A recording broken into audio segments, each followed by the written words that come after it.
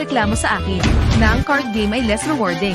Walang game experience, may madalas na pop-up na paalala na mag-recharge. Gusto ko lang itanong sa inyong lahat, napakahirap bang pumindot ng inyong mga daliri para i-download ang authentic na Tongits Go?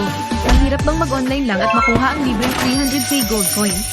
Mahirap bang ilagay ang code na TG6666 para makakuha ng 50k gold stars? Ngayon hindi mo na kailangang hanapin ito, inilagay ko ang link sa ibaba. Magmadali at i-uninstall ang peking laro at i-enjoy ang tunay na saya kasama ang iyong pamilya.